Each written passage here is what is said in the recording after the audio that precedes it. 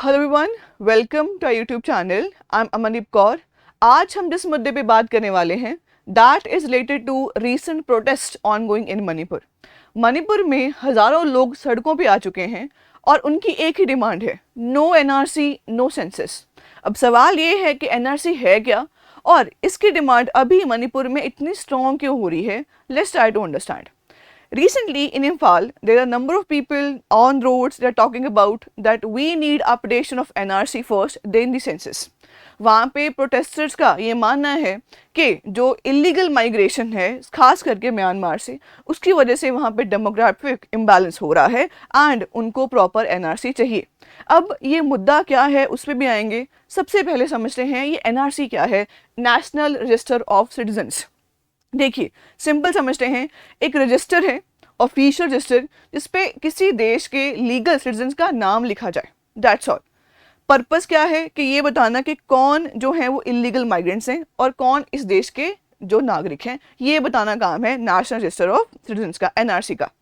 हमारे देश में क्या सबसे पहले का अभी ये बात हो रही है? बिल्कुल नहीं। सबसे पहले हमारे देश में कब हुआ था एनआरसी अपडेट? 1951 में, आफ्टर फर्स्ट सेंसस। उसके बाद असम मूवमेंट के बारे में हम पता है, जब मास प्रोटेस्ट हुआ था असम में, जब बहुत ज़्यादा माइग्रेशन आ रहा था, कहाँ से? बांग्लादेश से।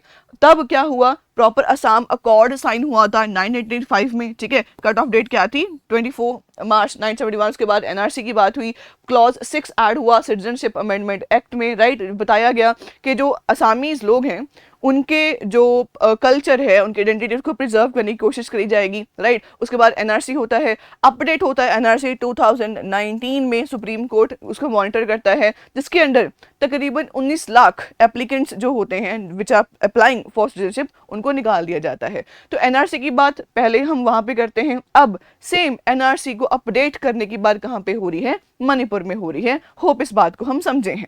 ठीक है जी, सिंपल।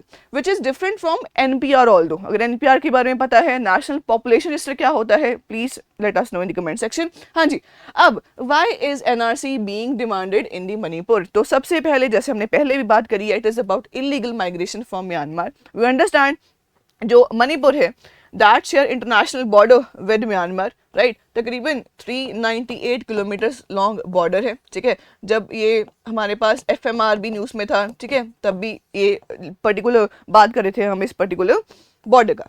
अच्छा जी, अब यहाँ पे हम लोगों को पता है 2021 में जो पॉलिटिकल इंस्टेबिलिटी हुआ, सिविल कॉन्फ्लिक्ट हुआ मिलिट्री कू की वजह से म्यांमार में, उसकी वजह से ज़्यादा जो माइग्रेशन और भी बढ़ गया।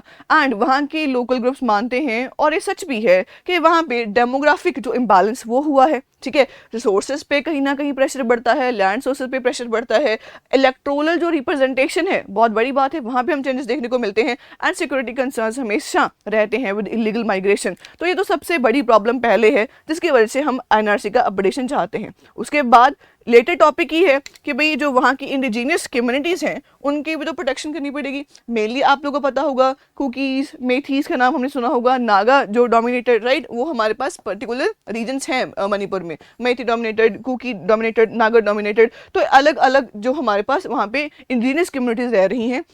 और बहुत सी ऑर्गेनाइजेशंस का ये मानना है कि माइग्रेशन की वजह से उनकी जो ट्रेडिशनल लैंड राइट्स हैं वो थ्रेटन हो रहे हैं, कल्चरल आइडेंटिटी ना चली जाए वो उसकी दिक्कत है, वो प्रॉब्लमेटिक हो सकती है। और सबसे बड़ी बात, जो इलेक्टोरल रिप्रेजेंटेशन है उसमें दिक्कतें आ रही हैं, right, because of the demographic जो इम्बैलेंस हो रहा है। इन प्रॉब्लम की वजह से they need updation of NRC. ठीक है जी। अब दूसरी बात, सेंसस एंड डिलिमिटेशन। सेंसस चल रहा है ऑल ओवर इंडिया। अब सेंसस का मतलब क्या है कि जो पूरी की पूरी पॉपुलेशन रजिस्टर बनना है, उसका पर्पस क्या होगा? उसी सेंसस में के बेसिस पे, उसी पॉपुलेशन के डाटा के बेसिस पे पॉलिसी बनाई जाएगी, वेलफेयर स्कीम्स होंगी, रिसोर्स एलोकेशंस होंगे। ठीक है, उसी हिसाब से कॉन्स्टिट्यूएंसीज बनेंगी। तो पूरा का पूरा जो एक डेमोग्राफी ही बताएगी कि वहाँ का आने वाला पॉलिसी फॉर्मेशन कैसा होगा। एंड उसके बाद फिर क्या होगी? डिलिमिटेशन। डिलिमिटेशन समझते हैं ना, कि जो प्रॉपर इलेक्टोरल कॉन्स्टिट्यूएंसीज के लिए रीड्रॉ होती हैं, पॉलिटिकल मैप पे बाउंड्रीज देखते हैं, तो वो चीज़ वो क्या होगी? सेंसस के बाद डिलिमिटेशन होगा। अगर दोनों चीज़ों में हम लोग ये बात कर रहे हैं कि भाई वहाँ पे बहुत से इलीगल माइग्रेंट्स भी उस पर्टिकुलर सेंसस का पार्ट हैं, पर्टिकुलर डिलिमिटेशन का पार्ट है, तो ओवरऑल कितना बड़ा इम्पैक्ट होगा किसी भी स्टेट के रिसोर्सेज पे, ये हम बात समझते हैं। तभी यही कारण है कि उनको ये लगता है कि जो फिगर्स डिसऑर्टेड आएंगी, प्रॉपर फिगर्स नहीं आएंगी सेंसस में बिकॉज उसमें इलीगल माइग्रेंट्स बहुत ज़्यादा होंगे, पहले वो ठीक करें उसके बाद सेंसस पे आए। That's why they want NRC first and census later. Hope मुद्दा आपको समझ आया होगा। पर सी एनआरसी के साथ और भी कुछ चैलेंजेस हैं। बहुत लोगों का ये मानना है कि ऐसे जेन्युइन भी सिटीजन्स हैं जिनके पास डॉक्यूमेंटेशन नहीं है। हम इस बात को शायद रिलेट कर पाएंगे, बहुत पुराने जो लोग हैं उनके पास नहीं भी होते प्रॉपर, जो हम डॉक्यूमेंटेशन की बात करें।